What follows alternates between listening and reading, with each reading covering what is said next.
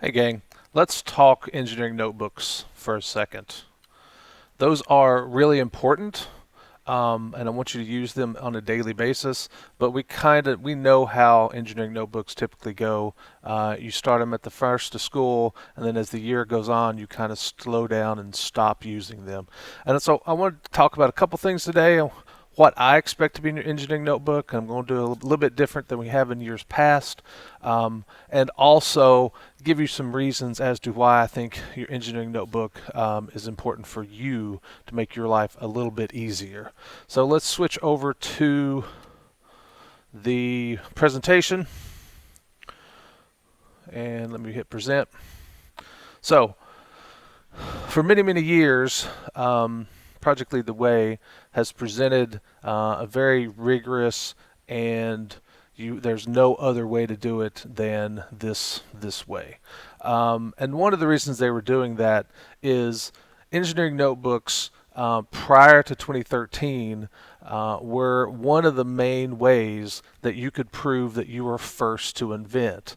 And so if you wanted to get a patent on your idea so you can prevent others from using your idea, prior to 2013, the United States was under what's called a first to invent.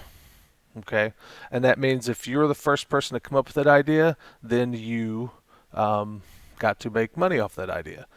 Unfortunately, right, it led to a lot of court cases because how do you prove who invented something first? And that's where the engineering notebooks came in. Like I have proof that this is the date that I came up with this, the first time I come up with this idea. In 2013, the United States got really on a more logical footing, and they changed the system to be first inventor to file. So it doesn't matter now under current U.S. law who invents it first. It's the first person to get their paperwork into the U.S. Patent and Trademark Office. All right, so not all, some of the reasons to be just so is going away because it's no longer needed for that legal document. All right. However, it is still important. All right. The most important takeaway of my talk today is that I hope you understand that engineering notebooks are a super great help for you. Okay. It's something that if you get in the habit of recording and using, it will make your life so much easier. Okay. I'm going to switch over now to this because I want to talk about what should be in your engineering notebook. All right, so this is available on the Google Classroom. You can open this up and look at it. And so let's go through this really, really quickly. So one of the things I expect you to have is a bound notebook. All right, it should be all together. Loose leaf is not going to work. Several people left their engineering notebooks here from last year, and when I look at them, they're just full of loose pages. Right, those can be lost. It's kind of hard to pick up. So I want it to all be one, one bound notebook. All right, you should title things. All right, it makes it a whole lot easier to understand what you were working on when you look back at it a month from now. All right, if you title things. Page numbers I'm not so important with. You can put those if you want. Add annotations, titles to drawings, arrows that point and describe what you've drawn. Same thing with graph. Label your axes, label what the graph is. All right. If you're doing calculations, go ahead and write what's V. Right? Is it volts? Is it volume? Okay, because you will go back later and not have any clue exactly what were you testing. How were you testing it? Why were you testing it? Okay. One of my pet peeves is if you do make a mistake, just make a single line through it. That way you can see what the mistake was. Also, the scribbles can be very difficult to, it's just jarring as you try to look through your engineering notebook. It is perfectly fine to attach things with tape or glue. I would avoid staples. and some of the ones that were left here I looked through. The staples are, you can feel it in your hand when you carry it. It's just annoying, right? It makes it thicker. It's something you can catch a nail on. Just glue it or tape it. Okay. And then I'm going to be asking you to use engineering notebooks that don't have the title block at the bottom, so we don't have to worry about that quite as much. All right. If we look at one of the classes here, at the assignment for the engineering notebooks, I've included that presentation if you want to go through that. I've also got you the picture that I just showed you, and then also attached to this assignment, if we go into it, is the rubric. All right, so there's a rubric attached to that. You can see exactly what I'm looking for, because there will be times where I post, I want you to put up your engineering notebook. Okay, let me switch it over to my document camera now, and let's look at some examples, because I think for me that's a whole lot easier to look through examples than it is to listen to me talk and talk and talk. All right, so here is kind of what I want you to buy. Plain composition, Walmart special. All right, has graph on the inside. That's what we're going to use. Why, Mr. Dellinger? Well, this is the one that we typically give you, right? And it is super nice. The grid's not too dark. It's got the title block. It's got the title block at the bottom. It's super nice. This at the current year's pricing is $3.15 per if I buy them in stacks of 500. This is 99 cents. All right, and this is perfectly adequate for what we use. All right, if you've already bought it, I don't care what cover you use, but if you have yet to buy this, buy the one that's the plastic. All right, I know it's not good for the environment, but what happens is these start to get tore up and torn and just all bent out of shape, and the plastic ones will last longer through the school year. Okay, so that's kind of what I'm expecting you guys to get a hold of. All right, here is why I'm kind of changing what I'm expecting this year. This is a student's engineering notebook that was left in this class. If I open it up, like, hey, all right, I know they were in sim because here's the factory project. All right, but for a year's worth of work, table of contents is looking pretty bare. Here they've skipped a page. That's kind of a problem. All right, so now we're looking at some information, and it's quite good, right? Talking about VEX programming, right? And servo motors. Okay, title probably would have been very good. All right, and then we get to kind of the typical student engineering notebook of, now I've got, oh wait, I skipped a bunch of pages, and now I've got some more about the factory project.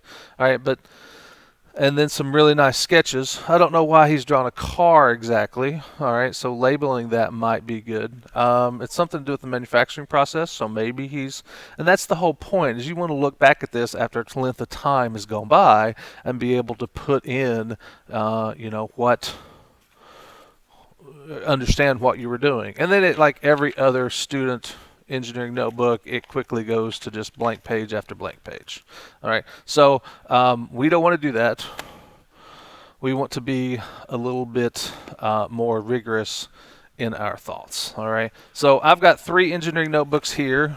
All right, and this is typical, right? I've got one engineering notebook that was from my time when I worked in Bullard as an engineer in Cynthiana, Kentucky. All right, I've got the one that I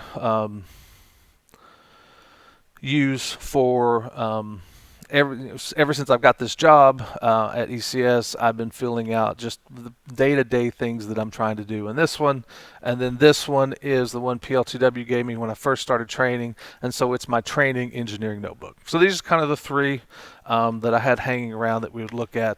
All right, they all have certain things in common. First thing you will notice, every single one of them has got my name. All right, this one has my initials here.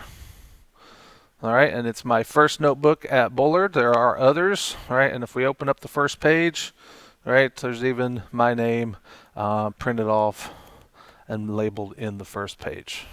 All right, so your engineering notebook should have your name on it somewhere. All right, and as we go through this, right, I can go back and know that on 4/20/2004 is when I started my job at Bullard. All right, so many, many moons ago. All right, and they started me on a face bracket project. All right, something if you're pouring acid, you don't want the acid to splash up into your face, so it's a face shield that you see a lot of the healthcare people using nowadays, right? And I can go back and I can see, okay, here's my notes, here's some current issues for the kicking off of the project. All right, I took some measurements, and here's the radius of a hard hat that I'm going to have to fit it to, but people wear them backwards, and so here's the radius for the hats when people wear them backwards because they're different. And then we have some drawings down here, and we can see that this is a new idea for a face bracket. All right, we're going to use super tough nylon. I have some measurements. I have these detents here, and immediately, right, from my notes, I am back in the project that I last touched 15 years ago. Right, and I could pull out of my memory. And so it's a mnemonic aid. It's to help you as you go through this. Right. Here's an example.